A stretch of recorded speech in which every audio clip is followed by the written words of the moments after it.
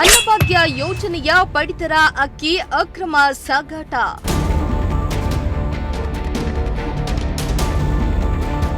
ಮುಳ್ಳು ಪೊದೆಗಳ ಮಧ್ಯೆ ಅಡಗಿಸಿಟ್ಟಿದ್ದ ಪಡಿತರ ಅಕ್ಕಿ ವಶ.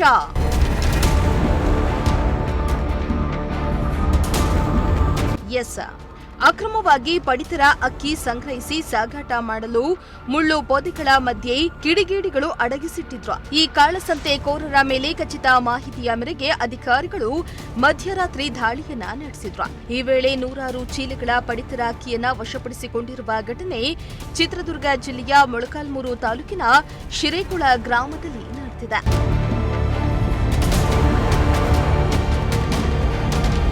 ಹೌದು, ಖಚಿತ ಮಾಹಿತಿ ಮೇರೆಗೆ ಅಸಿಸ್ಟೆಂಟ್ ಕಮಿಷನರ್ ಮೆಹಬೂಬ್ ಜಿಲಾನಿ ಕುರೇಸಿ ಅವರ ನೇತೃತ್ವದ ತಂಡ ಮಧ್ಯರಾತ್ರಿ 1 ಗಂಟೆ ಸುಮಾರಿಗೆ ದಾಳಿಯನ್ನ ನಡೆಸಿದ್ರು.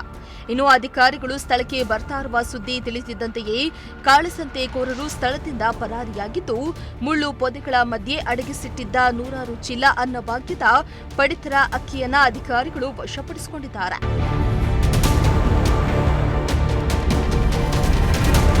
ಇನ್ನು ಘಟನಾ ಸ್ಥಳಕ್ಕೆ ಶ್ರೀರಾಂಪುರ ಪೊಲೀಸ್ ಠಾಣೆಯ ಪಿಎಸ್ಐ ಬಾಹುಬಲಿ ಮತ್ತು ಸಿಬ್ಬಂದಿ ಭೇಟಿಯನ್ನ ನೀಡಿ ಪರಿಶೀಲನೆಯನ್ನ ನಡೆಸಿದ್ದು, ಪಡಿತರ ಅಕ್ಕಿ ಕದಿಮರ ಪತ್ತೆಗೆ ಬಲೆ ಬೀಸಿದ್ದಾರೆ. ವೆಂಕಟಾಚಲಪತಿ, ಪ್ರಜಾಶಕ್ತಿ ಟಿವಿ, ಚಿತ್ರದುರ್ಗ.